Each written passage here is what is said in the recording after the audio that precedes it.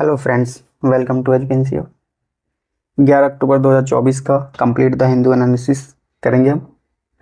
तो स्टार्ट करते हैं। फर्स्ट न्यूज़ रिलेटेड है नोबेल पुरस्कार से। आपको पता है 3 दिनों से लगातार नोबेल प्राइज़ दिए जा रहे हैं अलग अलग फील्ड में। तो कल हमने देखा था केमिस्ट्री के फील्ड में किनको मिला है, और बाकी फिजिक्स और मेडिसिन के क्षेत्र में भी जिनको मिला था हमने उनको भी देखा था।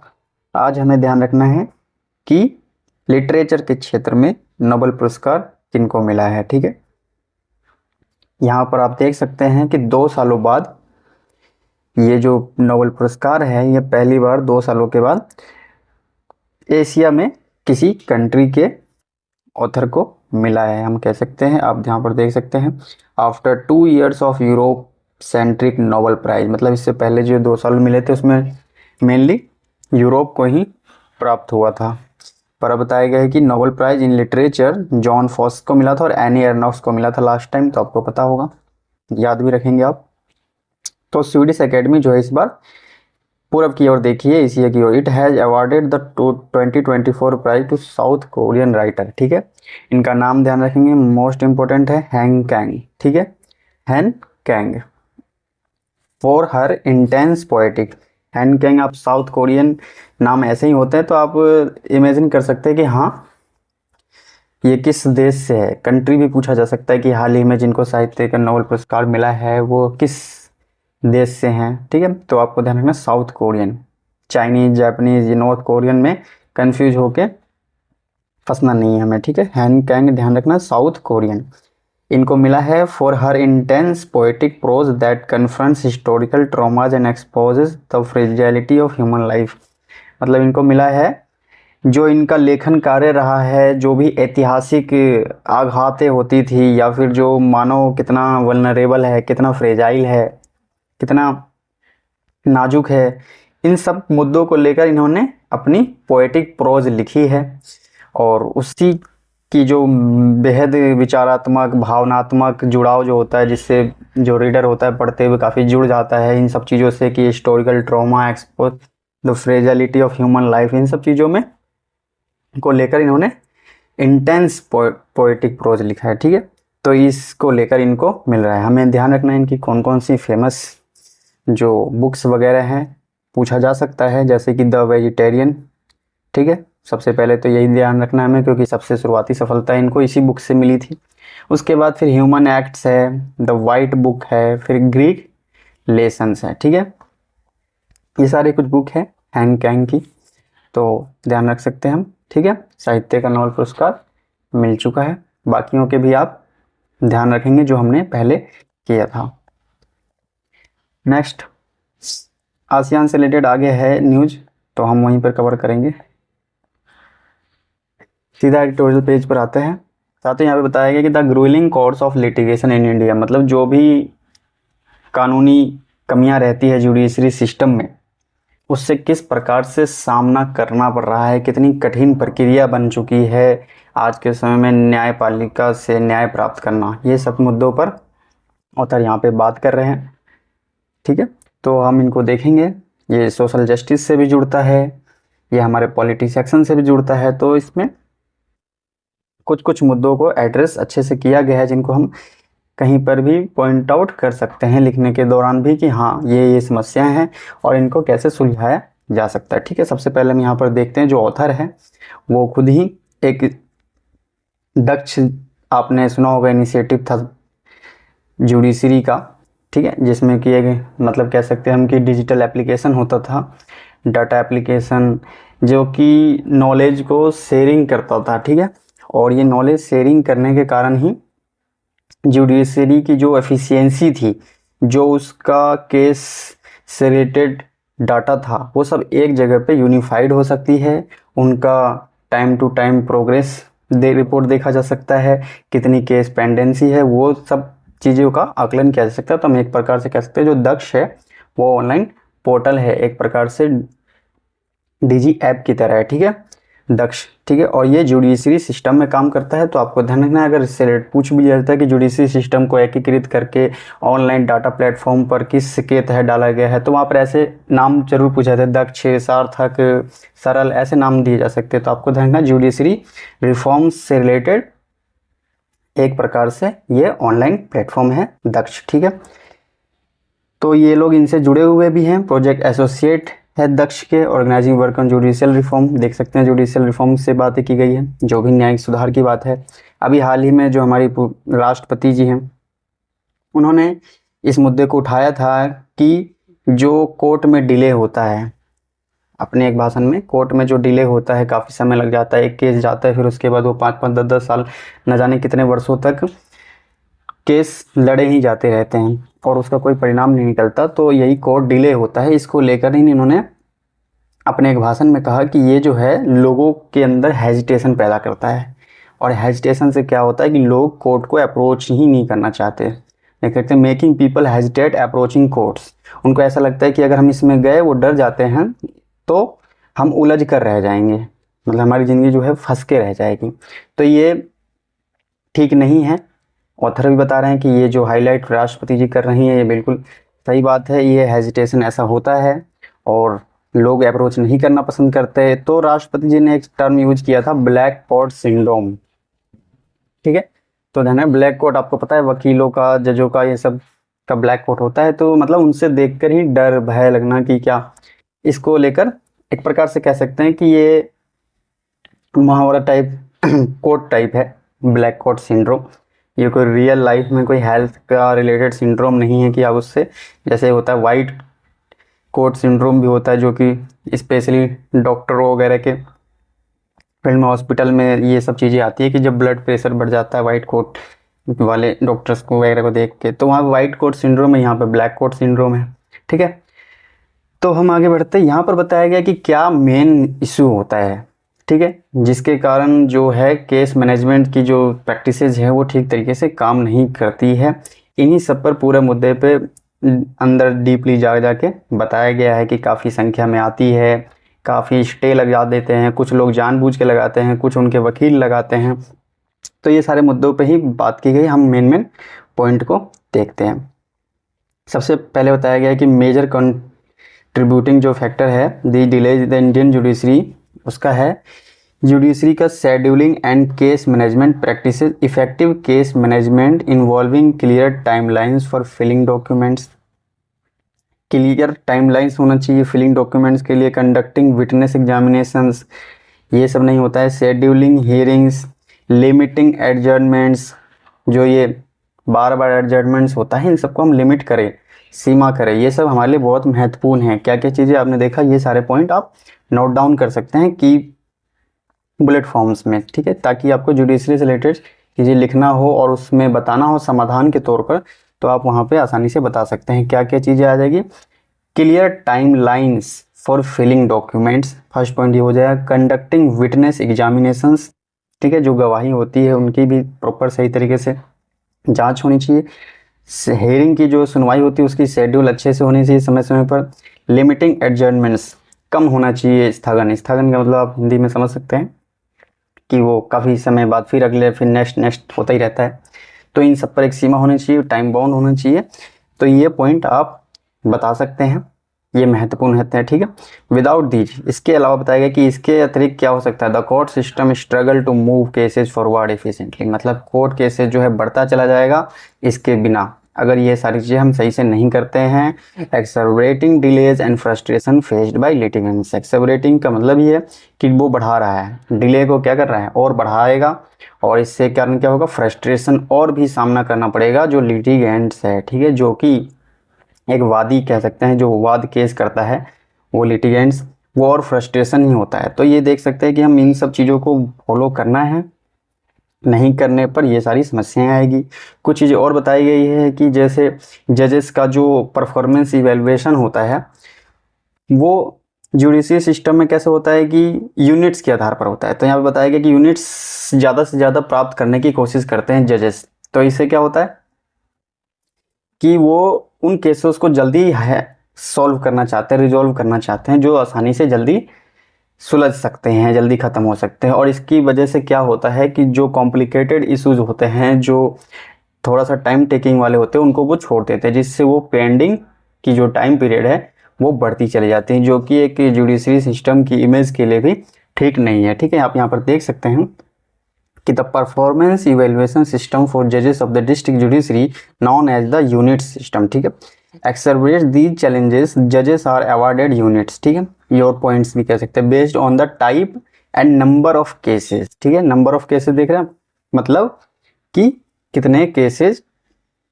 जो है वो निपटा रहे हैं, मतलब खत्म कर रहे हैं। ठीक है, they dispose of with different weights assign to different case type. ठीक है, अब इसके कारण क्या करते हैं वो, टू मैक्सिमाइज देयर यूनिट्स, अपने यूनिट्स को बढ़ाने के लिए जजेस क्या करते हैं, might prioritize and dispose of the simpler cases quickly. जो सिंपल केसेस होते हैं उनको तो वो जल्दी जल्दी सॉल्व करते हैं, और allowing them to accumulate points for more quickly, ताकि जल्दी जल्दी अपने पॉइंट्स को क्या कर सके, वो गेन कर सके। This can lead to a situation where जजेस focus on less complex cases. ठीक है, ये जो सिचुएशन दिखा रहा है कि इसके बाद क्या होता है, जो जटिल केसेस होते हैं वो वैसे ही पड़े रहते हैं। ठीक है, potentially neglecting the more challenging cases, ठीक है, that require substantial judicial intervention. बहुत ज़्यादा ज़रूरत है कि हम इसको लेकर इंटरवीन करें और आगे बढ़े। Favouring cases that are easier to resolve and quicker to process, जजेस में inadvertently contribute to delay in more complex cases which are sideline और पोस्टपोन। बताया जा रहा है कि मतलब वो केसेस जो छोड़ दिए जाते हैं या पोस्टपोन कर दिए जाते हैं, साइडलाइन लगा जाते हैं, ऐसे जटिल केसेस ही क्या करते हैं, कंट्रीब्यूट करते हैं इस डिले प्रक्रिया को। जो भी प्रक्रियागत चीज़ें होती है कोर्ट में, उसको डिले करने में ये महत्वपूर्ण रोल निभाती है। ठीक है, इसके अलावा यहाँ पर देख सकते हैं हम कुछ सॉल्यूशन से रिलेटेड चीज़ें भी दी गई है, जिनको अपनाकर हम बेहतर जुडिशरी सिस्टम में कुछ कर सकते हैं। जैसे कि जजेस should be evaluated not just by the number of cases. बताया गया कि हमें क्या करना चाहिए, ऐसी प्रणाली लेनी चाहिए जिसके अंदर की नंबर केसेस का नहीं देखना है हमें, dispose of out, but also by their ability, हमें योग्यता देखनी कि to manage and resolve more complex cases within the prescribed timelines. ठीक है, एक प्रिस्क्राइब टाइमलाइंस हो और उसके अंतर्गत जो जटिल केसेस थे, जो बहुत समय तक लटकने की चांस है, उसको सॉल्व करने की जो क्षमता है, जो एबिलिटी है मैनेज करने की, इसके आधार पे हमें क्या करना होगा, सिस्टम को, इवेल्युएशन सिस्टम को बनाना होगा। ठीक है, जो जजेस के लिए होता है। ठीक है, तो ये एक बेहतर परिणाम दे सकता है। The unit system needs reform so as to prioritise complex cases that require substantial judicial intervention. ठीक है, वही चीज़ें सेम जो हमने अभी देखी। लॉयर्स नीड बेटर, लॉयर्स को क्या करना होगा, जो लॉयर्स होते हैं नीड्स बेटर शेड्यूलिंग। उनको, एक तो बहुत सारे लॉयर्स होते हैं जिनको पता ही नहीं होता है कि उनका कब सुनवाई है, कभी कभी तो उनको क्या करना है ये भी नहीं पता होता कि जज स्टे लगाएगा, स्थगन होगा, कौन सा जज कैसा करेगा, तो बहुत सारी चीज़ें नहीं पता होती, तो वो कभी कभी पूरी तरह से तैयार होकर भी नहीं आते, उनको लगता है अभी तो मामला बहुत आगे तक जाएगा, तो वो अपने केस में बहुत ही मतलब कह सकते हैं ढुलमुल रवैया ही अपनाते हैं, और जानबूझ के भी कि उसको सही से तैयार करेंगे, धीरे धीरे वो बार बार स्टे या उस तरीके की स्थगन लगवाते रहते हैं। तो यहाँ बताया कि लॉयर्स के लिए भी जो है नीड बेटर शेड्यूलिंग इन्फॉर्मेशन होनी चाहिए टू रिड्यूस अनसर्टेनिटी, जो उनके पास अनिश्चितता बनी रहती है कि क्या है नहीं है एडजस्टमेंट्स को लेकर। ठीक है, courts should implement predictable scheduling system, courts को क्या करना चाहिए कि एक प्रिडिक्टेबल शेड्यूलिंग सिस्टम को लाना चाहिए। इंट्रोड्यूस पेनाल्टीज फॉर डिले, जो कि अगर डिले करने पर पेनाल्टीज वाली सिस्टम होनी चाहिए। And reward lawyers who adhere to schedules, और ऐसे लॉयर जो समय पर अनुपालन कर रहे हैं प्रक्रियाओं का, उनको क्या करना चाहिए, रिवार्ड करना चाहिए और पेनाल्टीज करनी चाहिए जो कि डिले करने की कोशिश में लगे रहते हैं। ठीक है, ये तो हमने देखा था कि जजेस के स्तर पर क्या किया गया है और लॉयर के स्तर पर क्या करने की बात की गई है। अब यहाँ पे बताइए जो लिटिगेंट्स है, जो केस फाइल करते हैं, लिटिगेंट्स जो है उनको क्या करना चाहिए, शुड बी डिस्करेज, उनको हतोत्साहित करना चाहिए। किस लिए, बार बार स्टे ऑर्डर का उपयोग करने के लिए। होता है ना कि आप स्टे लगा दे, अगले सुनवाई स्टे करते रहें, and interim relief as delay tactics, ये एक टैक्टिक्स होता है डिले टैक्टिक्स, जिसको कि वो देर करते रहते हैं ताकि अंतरिम कुछ राहत मिलता रहे, by making such order temporary and subject to regular review. ठीक है, तो इसके लिए बताया गया कि इसको रेगुलर रिव्यू के अंतर्गत लाना चाहिए और लिटिगेंट्स को इस प्रकार की चीज़ें रोकने के लिए डिमोटिवेट करना चाहिए, ना कि उसे प्रोत्साहित।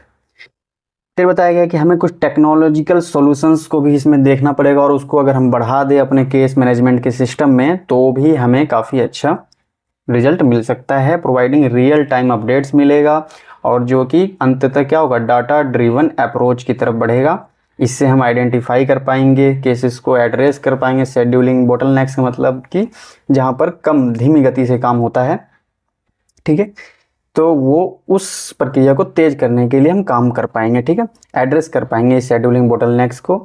इम्प्रूविंग ओवरऑल जुडिशियल एफिशिएंसी, और अंततः पूरी तरीके से क्या होगा, जो हमारा जुडिशियल सिस्टम है उसकी दक्षता और भी अच्छे से होगी, बढ़ जाएगी। ठीक है, तो यहाँ पर आपने देखा जुडिशियल सिस्टम की कुछ खामियां और उसके उपाय, ये सब आपने देखा। बाकी यहाँ पर जितनी भी चीज़ें सब एक ही मुद्दे के इर्द गिर्द घूमती रहती है, लॉयर जज। तो हमने मेन पॉइंट जो हमें नोट डाउन करना चाहिए, ये सारी चीज़ें तो पढ़ने के लिए होती है, आप पढ़ के देख लीजिए, लेकिन जो हमें नोट डाउन करना चाहिए, जो हमें जानना जरूरी है, वो आपके लिए हाईलाइट करके लाना जरूरी होता है। क्योंकि आपको भी पता है कि पूरा आर्टिकल अगर हम 1 बाय 1 लाइन से पढ़े तो 1 घंटा भी कम पड़ेगा दोनों के लिए। ठीक है, तो हमें उन चीज़ों को देखना होता है जो हमारे एग्जाम पॉइंट ऑफ व्यू से इम्पोर्टेंट है और जिनका हम प्रयोग कर सकें शॉर्ट में समरी। अगर हम पूरा आर्टिकल ही लिखने लग जाए तो फिर क्या ही फायदा, हमें तो उतना ही लिखना है जितना कि हमें याद रह सके। अगर हम मंथली रिवाइज करते हैं तो हमें पता होना चाहिए किस किस मुद्दों से रिलेटेड न्यूज चल रहे थे और किन किन चीज़ों पे हमें कीवर्ड के तौर पर याद है। ठीक है, अगर आप ज़्यादा नोट्स बनाएंगे, ज़्यादा करेंगे तो फिर वो सस्टेन नहीं कर पाएगा, आगे तक बढ़ नहीं पाएगा। तो आपको शॉर्ट रखना है, उतना ही रखना है जो मैं बता रहा हूँ, क्योंकि मैं ऑलरेडी बहुत कंसाइज करके ही बताता हूँ और मुझे पता है इसमें इतना अनुभव देखने के बाद कि इसमें कितना पढ़ने की ज़रूरत है और कितना नहीं। तो आप ये ट्रस्ट तो बिल्कुल रख सकते हैं मुझ पर कि अगर आप द हिंदू जुड़े हुए हैं साथ में और लगातार कर रहे हैं, साथ में जो इम्पोर्टेंट चीज़ें बताता हूँ उसको नोट डाउन भी करते हैं, क्योंकि मैं करंट के साथ साथ कुछ स्टैटिक्स पार्ट भी होते हैं जो कभी नहीं बदलेंगे आपके लिए और रिवाइज कराएंगे, वो भी मैं आपको बताता हूँ। ठीक है, तो आप इन सबको साथ में लेते हुए चलेंगे तो यकीनन आपको कुछ और पढ़ने की ज़रूरत नहीं है, कम से कम कोई अखबार तो उठा के डेली देखने की ज़रूरत नहीं है। और इससे द हिंदू से मोस्ट और कौन सा ही अखबार लेंगे आप इस तैयारी के लिए, तो कोई ज़रूरत नहीं है। अगर आप बहुत ज़्यादा इच्छुक है कि द हिंदू के अलावा कुछ पढ़े तो आप इंडियन एक्सप्रेस पढ़ सकते हो, उसका एक्सप्लेंड भी अच्छा आता है। ठीक है, बाकी हम यही आश्वासन देंगे कि आप अगर डेली न्यूज़पेपर के महत्वपूर्ण चीज़ों से अवगत होना चाहते हैं तो बस इतना इस पर भरोसा रखें और इतना ही करें।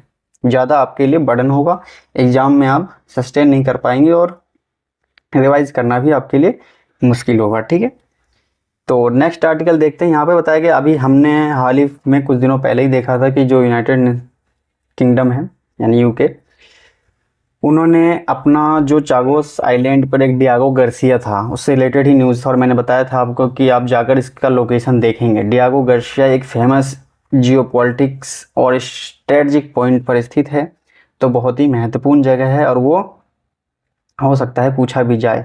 ठीक है, किस पर उसका आधिपत्य है, क्या क्या है वहाँ पे, आइलैंड कैसे कैसे। ठीक है, तो आपको ध्यान रखना है कि यूनाइटेड किंगडम जो है यानी कि ब्रिटेन जो है उसने अब वहाँ से अपना आधिपत्य छोड़कर मॉरिशस को सौंप दिया था। ठीक है, हम यही उस दिन पढ़ रहे थे, इसी से रिलेटेड न्यूज आया था जिसमें कि बताया गया था कि इंडिया का जियोपॉलिटिक्स जो स्ट्रेटजी है वो भी काफ़ी हद तक यहाँ पर इम्पैक्ट किया था, ये सब चीज़ें थी।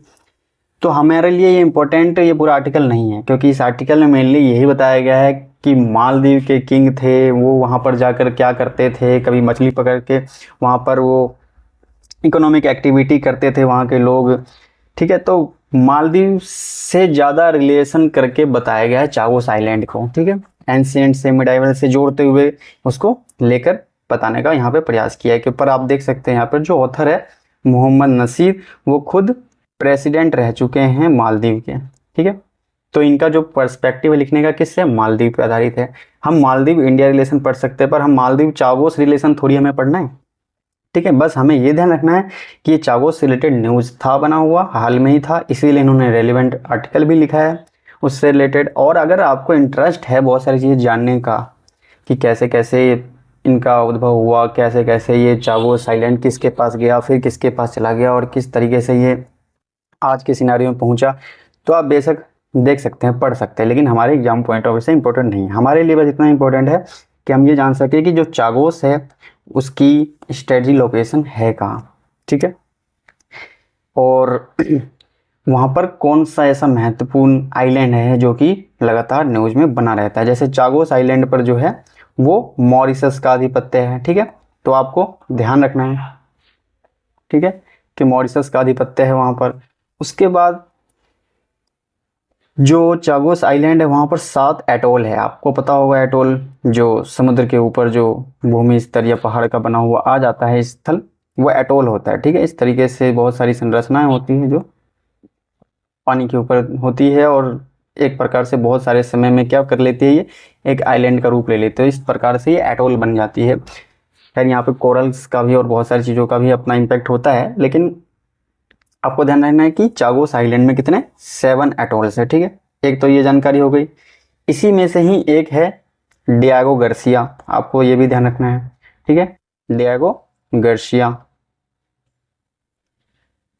डियागो गार्सिया है, ठीक है। इसी को अभी यूनाइटेड किंगडम जो है उसने क्या किया है, मॉरिशस को सौंप दिया है, ठीक है। मॉरिशस को सौंपने के लिए बिल्कुल फाइनल स्टेज में बात चली भी गई है। तो हम कह सकते हैं कि डियागो गार्सिया चागोस आइलैंड का पार्ट है, चागोस आइलैंड इंडियन ओशन का पार्ट है, चागोस आइलैंड पे मॉरिशस का ओवरऑल कह सकते हैं सॉवरेनिटी है वहाँ पे उसकी, ठीक है।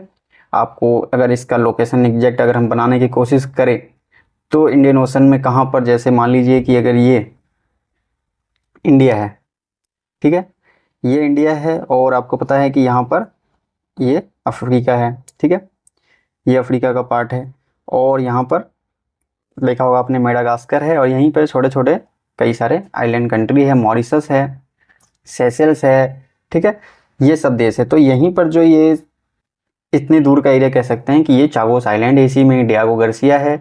और मालदीव का रीजन आपको पता है, ये मालदीव का रीजन है, यहाँ एडू सबसे लास्ट का पॉइंट आता है। तो बताया गया कि एडू से पहले चागोस आइलैंड पे आना जाना होता था, एक इकोनॉमिक एक्टिविटी के लिए हम जाते रहते थे मालदीव से। तो ये मालदीव के प्रेसिडेंट है, तो उनको ज़्यादा पता है मालदीव के बारे में, तो बता रहे हैं कि चागोस का कितना महत्वपूर्ण था, हमारे लिए इंपॉर्टेंट था, क्या क्या चीज़ें। तो आप समझ सकते हैं ये पूरा का पूरा जो एरिया है क्या है, इंडियन ओशन का है, ठीक है। तो चागोस आइलैंड आपके लिए इंपॉर्टेंट हो जाता है। बाकी आप ऑक्सफोर्ड एटलस खोल के, या कोई सा भी एटलस आपके पास जो भी हो, ब्लैक स्वान हो कोई सा भी, उसमें आप जरूर देखेंगे इन स्ट्रेटेजिक लोकेशंस को, ठीक है।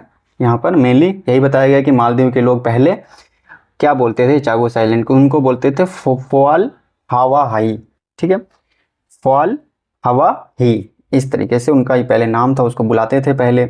और ये एडू एटोल से 300 माइल की ही दूरी पर था, ये बताया गया है। एडू एटोल मैंने आपको बताया जो सबसे निचला हिस्सा है मालदीव का, मालदीव का आपको पता है बहुत सारे आइलैंड है छोटे छोटे, तो सबसे लास्ट का एडू है, ठीक है। तो ये पॉइंट कुछ थे, बाकी उसके अलावा बताया कि जो उसका अफ्रीका से क्या कनेक्शन है ये सब है, लेकिन हमें ध्यान उतना नहीं देने की ज़रूरत है। नेक्स्ट हम आगे बढ़ते हैं, जो हमारे लिए इम्पोर्टेंट है हम उसको कवर कर लेते हैं। पहले से पहले आपको पता है महान उद्योगपति हमारे रतन टाटा जी अब नहीं रहे हैं, उनको हमने कल आपको बताया था उनके बारे में भी। आसियान नेशंस के बारे में भी न्यूज़ चल रहा है इन दिनों। आपको पता है कि जो आसियान और इंडिया की जो मीटिंग है, समिट है, 21वीं मीटिंग कह सकते हैं हम, वो अभी चल रही है लाओस में, ठीक है। तो आपको ध्यान रखना है उसकी कैपिटल, पहले तो वियंतियाने, हो सकता है कि अगर एग्जाम में कंट्री ना पूछ के कैपिटल ही देने लग जाए तो फिर आप कंफ्यूज हो जाए कि लाओस तो बताए थे पर ये तो बताया ही नहीं कि किस जगह पे था, यहाँ तो कैपिटल आ गया, ठीक है। इस तरीके से आपको ध्यान रखना है कि 10 अक्टूबर 2024 को आसियान इंडिया समिट हुआ है 21वां, ठीक है। यहाँ पर हमारे प्राइम मिनिस्टर गए हैं, आप देख सकते हैं। आसियान क्या है इसके बारे में भी हमने कल के एडिटोरियल से लेकर कल के न्यूज़ में हमने पूरी अच्छी तरीके से देखा था कि आसियान 1967 में स्थापित हुआ, वो कैसे कैसे काम करता है, इन सब चीज़ों पे हमने देखा है पूरा।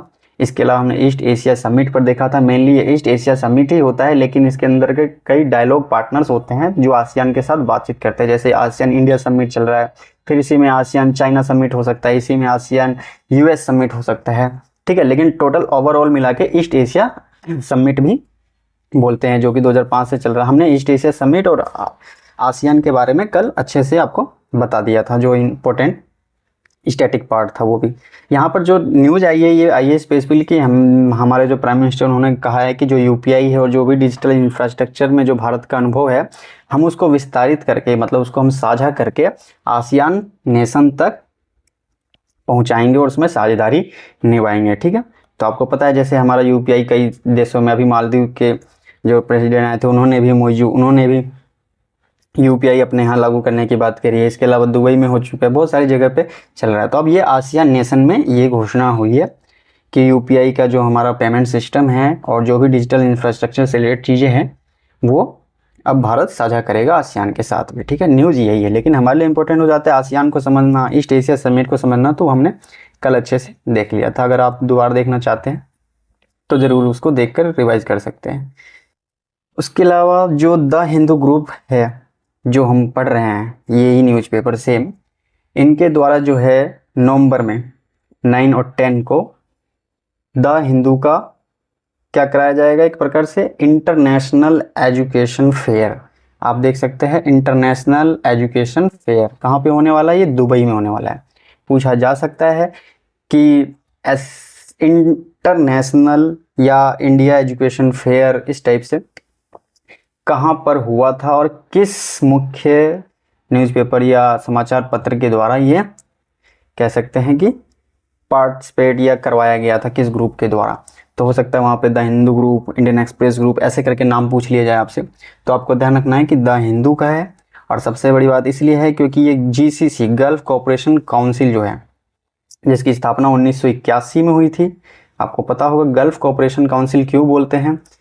तो अगर आप देखेंगे तो ये जो सऊदी अरेबिया और मतलब कह सकते हैं अरब कंट्री के पार्ट्स है, जैसे यहाँ पे यमन हो गया, ओमान हो गया, ठीक है, यहीं पे यूएई हो गया, ये हो गया सऊदी अरबिया हो गया आपका, ठीक है। इसके अलावा बहरीन, कतर, कुवैत, ये सब भी है यहाँ पर, ठीक है। और ये हो गया ईरान। तो ये जो वाटर बॉडी देख रहे हैं आप, ये क्या है, पर्सियन गल्फ, ठीक है, फारस की खाड़ी, ठीक है।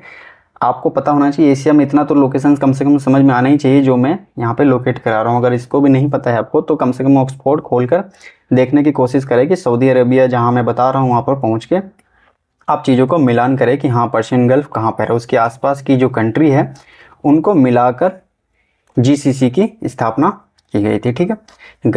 गल्फ कोऑपरेशन काउंसिल यानी कि खाड़ी देशों का साझा सहयोग 6 देशों ने किया था 1981 में। तब इसमें अब यही नाम थे, यमन नहीं है इसमें, ओमान, यूएई, सऊदी अरेबिया और जो कतर, कुवैत, बहरीन है, ये सब मिलके गल्फ कोऑपरेशन काउंसिल की इन्होंने स्थापना करी थी, ठीक है। आपस में इकोनॉमिकली और पॉलिटिकली रूप से कह सकते हैं कि मतलब स्ट्रेंथनिंग करने के लिए रिलेशन को जीसीसी बनाया गया था, ठीक है। तो आपको ध्यान रखना है ये इंटरनेशनल ऑर्गेनाइजेशन है, बॉडी है। तो और यहाँ पर पहली बार किया जा रहा है द हिंदू के द्वारा large scale event in the Gulf Cooperation Council region since the pandemic, ठीक है। तो आपको ध्यान रखना है कहाँ पे हो रहा है, ये दुबई में हो रहा है, ठीक है। The Hindu India education fair, ठीक है। ये इंपॉर्टेंट न्यूज़ था, इसको हमने देखा। इसके अलावा यूनियन कैबिनेट जो है उसने अभी एक कह सकते हैं कि लोथल, आपको पता है हिस्टोरिकल प्लेस है गुजरात में, आप हड़प्पन साइट के तौर पर पढ़ते हैं, वहाँ पर क्या बनाया है, नेशनल मैरीटाइम हेरिटेज कॉम्प्लेक्स। इसके डेवलपमेंट के लिए जो प्रपोजल आया था उसको अप्रूव्ड कर दिया गया है। तो आपको ध्यान रखना है, पूछा जा सकता है कि जो राष्ट्रीय मैरीटाइम समुद्री जो विरासत हेरिटेज कॉम्प्लेक्स है वो कहाँ पर विकसित किया जा रहा है, तो लोथल गुजरात में विकसित किया जा रहा है, ठीक है। मैरीटाइम हेरिटेज, आप सोचना मैरीटाइम हेरिटेज से ही आपको ये अंदाजा आ जाएगा कि मैरीटाइम समुद्र हेरिटेज मतलब ऐतिहासिक चीज़, विरासत वाली चीज़ है। तो सबसे पुराना तो आप जाएंगे अगर इतिहास में तो लोथल तो सबसे पुराना मैरीटाइम को अप्रोच करने वाला एक गोदीवाड़ा था, मतलब एक प्रकार से कह सकते हैं कि पोर्ट था, वो बंदरगाह था। तो वो उससे जुड़ती है हमारी हेरिटेज, तो आप आसानी से वहाँ पे याद कर पाएंगे जब चीज़ों को ना रिलेट कर कर हिस्ट्री से सोच कर माइंड में रखेंगे तो आपको दिक्कत नहीं होगी। बाकी यहाँ पे बताया कि इससे 22,000 लोगों को जॉब्स प्रोवाइड होगा ये सब बनाने में, ये सारी चीज़ें हैं। इसके अलावा नेक्स्ट देखते हैं हमारे लिए क्या इंपॉर्टेंट है। यहाँ पे बताया गया कि जो more women in work force है वो बढ़ सकता है, इंडिया का ग्रोथ जो है उससे बढ़ेगा। कैसे? ये IMF का पहले भी डाटा आ चुका है, उसमें भी बताया गया कि अगर महिलाओं का पार्टिसिपेशन बढ़ता है तो भारत की GDP में 25 से 30-35% तक बढ़ोतरी देखी जा सकती है। ऐसा आकलन शुरुआत से ही रहा है। तो यहाँ पे देख सकते हैं वर्ल्ड बैंक की जो साउथ एशिया चीफ है इकोनॉमिस्ट फ्रांजिस्का ऑनसॉर्ज, ठीक है, तो जो फ्रांजिस्का ऑनसॉर्ज है ये वर्ल्ड बैंक की जो है दक्षिण एशिया कह सकते हैं कि मुख्य अर्थशास्त्री हैं। उन्होंने कहा है कि अगर भारत का जो है आउटपुट कुड राइज हो सकता है, बढ़ सकता है, अगर उसमें जितनी पुरुष काम कर रहे हैं उतनी ही महिलाएं अगर पार्टिसिपेट करें वर्कफोर्स में, ठीक है, अगर सेम भी हो जाए तो जो भारत की GDP है या भारत की इकोनॉमी है उसमें क्या देखा जाएगा, जो भी उसकी वृद्धि दर है उसमें लगभग आधा भाग के बराबर उसकी बढ़ोतरी देखी जा सकती है। जैसे कि अगर मान लीजिए हमारी बढ़ोतरी 8% चल रही है तो इसका हाफ का मतलब 4% और बढ़ जाएगा, यानी कि 12% तक हो सकती है। ठीक है, ये बताने का यहाँ पर प्रयास किया गया है और आपको ध्यान रखना है इस तरीके के चीज़ों को आप कोट कर सकते हैं आंसर राइटिंग की शुरुआत में भी। जब वुमेन से related labour force participation rate में वुमेन का आता है पूछने को तो वहाँ पे बता सकते हैं। IPO किस पर आ रहा है, किससे रिलेटेड आ रहा है वो हमें इंपॉर्टेंट नहीं है, लेकिन हमें समझना है कि IPO होता क्या है, क्योंकि कभी कभी इतने नॉर्मल शब्द होते हैं हमें लगता है कि पता है, लेकिन मेरे को पता होने से फ़ायदा नहीं है ना, मुझे ये पता होना चाहिए कि मेरे जो व्यूअर्स हैं उन्हें भी पता होना चाहिए। कहीं मैं सोचूं कि ये बहुत ईजी है, इतना आसान है, सबको ही पता होगा तो ये तो गलत है ना। लेकिन अगर इस तरीके के सवाल पूछे जाते हैं IPO FPO, ठीक है, तो हमें ध्यान रखना होगा। छोटी सी चीज़ है, जैसे आप जानते होंगे शेयर मार्केट होता है, उसमें बहुत सारी रजिस्टर्ड कंपनियां होती है। शेयर मार्केट कैसे काम करता है ये भी स्टॉक मार्केट आप जानते हैं, जिसमें आपने सेंसेक्स, निफ्टी, बैंक निफ्टी, ये सारी चीज़ें आपने सुनी होगी, थोड़ा बहुत भी अगर आपने कॉमर्स वगैरह पढ़ा होगा तो ज़रूर। तो वहाँ पे जो कंपनियां रजिस्टर्ड होती है जाती है वो मेनली अपना पूंजी प्राप्त करने जाती है, तो ठीक है, तो वो अपना शेयर जारी करती है। ठीक है, जो निजी कंपनियां होती हैं वो क्या करती है, अपने कंपनी के ग्रोथ के लिए, अपनी कंपनी के वृद्धि के लिए वो मार्केट से पैसा उठाना चाहती है, लोगों से पैसा लेकर अपना थोड़ा बहुत काम विस्तार करना चाहती है। ठीक है, तो जैसे कंपनी A है वो यहाँ पर जाके रजिस्टर्ड हो गई, ठीक है, और सेबी आपको पता है स्टॉक मार्केट से रेगुलेट करता है। सेबी के बारे में हमने पहले भी स्टैटिक पार्ट जरूर बताया जब भी सेबी से रिलेटेड न्यूज आया है। ठीक है, तो SEBI stock market, share market को रेगुलेट करता है, ये आपको ध्यान रखना है। इसके बाद जो एक कंपनी है वो अपने शेयर जारी करती है बहुत सारे लोगों को जो कि खरीदते हैं, और ये कंपनी अगर पहली बार रजिस्टर्ड होकर पहली बार शेयर जारी करती है तो इसी प्रक्रिया को हम नाम देते हैं IPO। ठीक है, इसी का फुल फॉर्म होता है इनिशियल पब्लिक ऑफरिंग। ठीक है, मतलब शुरुआती पब्लिक को ऑफर किया हुआ शेयर, ये होता है IPO। ठीक है, उसके बाद होता है FPO, सब फॉलो वाले जो कि बाद में होते हैं। राइट इशू, इससे पहले हमने राइट इशू के बारे में बताया था कि राइट इशू केवल उन्हीं को जारी किया जाता है जो उनके पहले से ही धारक होते हैं। जैसे कि इन लोगों ने अगर खरीद रखा है पहले से ही किसी कंपनी का शेयर, तो जो राइट इशू कंपनी जारी करेगी तो केवल इनके लिए करेगी। ठीक है, यही लोग खरीद सकते हैं। उसमें भी कई दो कंडीशन होते हैं कि एक तो ट्रांसफरेबल भी होता है, एक नहीं ट्रांसफरेबल, जिसको हम कहते थे नॉन रिनाउंसिएबल, त्याज्य है या नहीं है। कुछ रिनाउंसिएबल होते हैं, उसमें भी 2 टाइप्स होते हैं, लेकिन आपको ध्यान रखना राइट इशू क्या है, IPO क्या होता है। ठीक है, ये सब चीज़ें आपको जानकारी होनी चाहिए क्योंकि ये हमारे सिलेबस का पार्ट है और पूछा भी जाता है। इसके अलावा हरिकेन मिल्टन जो है इस समय अमेरिका में आया हुआ है, US में आया हुआ, और वो स्टेट फ्लोरिडा जो है वो इससे इम्पैक्ट हो रहा है, तो हमको ध्यान रखना है ऐसे नाम हरिकेन मिल्टन।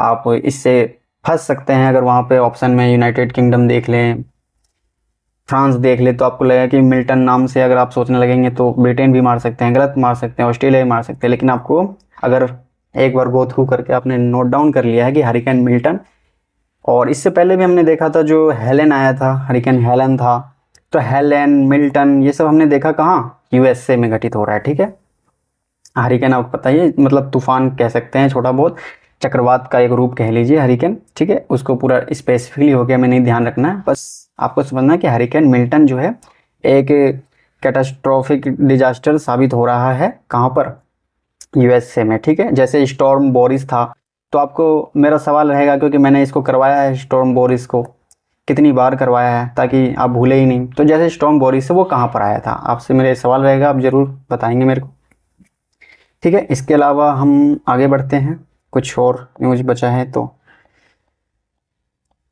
इसके अलावा कुछ नहीं है साथियों, आज के लिए बस इतना ही। Thank you, have a nice day.